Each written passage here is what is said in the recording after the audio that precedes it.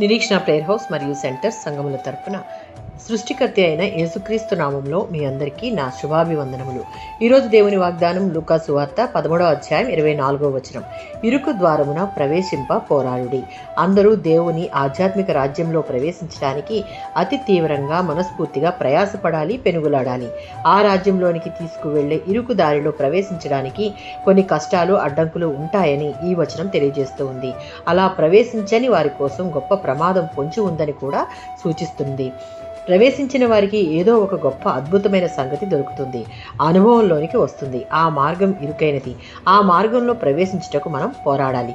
మత్తయి సువార్త 7వ అధ్యాయం 13, 14 వచనాలలో ఈ మార్గంలో ప్రవేశించేవారు ఈలోక సంబంధమైన పాపం, స్వార్థం, ఇతర దేవుళ్ళు, ఇతర మార్గాలు అన్నింటినీ మనం వెనుక విడిచిపెట్టాలి.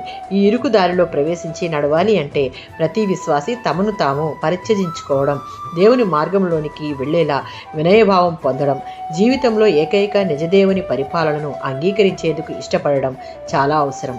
దేవుని రాజ్యంలోనికి ప్రవేశించాలి అంటే ఇరుకు ద్వారం ఒక్కటే మార్గం. యేసు ప్రభువు తానే దేవుని రాజ్యానికి ద్వారము, మార్గం కూడా. అందువల్ల ఆయనలో నమ్మకం అత్యంత అవసరం.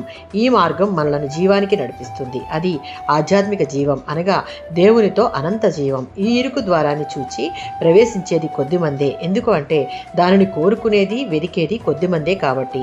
ఆ కొద్దిమంది పశ్చాత్తాపడి తమను తాము తగ్గించుకుని యేసు ప్రభువు మీద పూర్తి నమ్మకం ఉంచేందుకు ఇష్టం ఉన్నవారు. విశాలమైన ఇహలోక మార్గం వైపు చూడక విశ్వాసులంగా పశ్చాత్తాపంతో మనలను మనం తగ్గించుకుని దేవుని వెతుకుతూ కష్టమైన ఇష్టంగా మార్చుకుని దేవునిపై స్థిరమైన నమ్మకం కలిగి నిత్యజీవమునకు దేవుడు ఏర్పరిచిన మార్గంలో ప్రయాణించుటకు ఆ కొద్ది మందిలో మనము ఉందాం. ఆమేన్.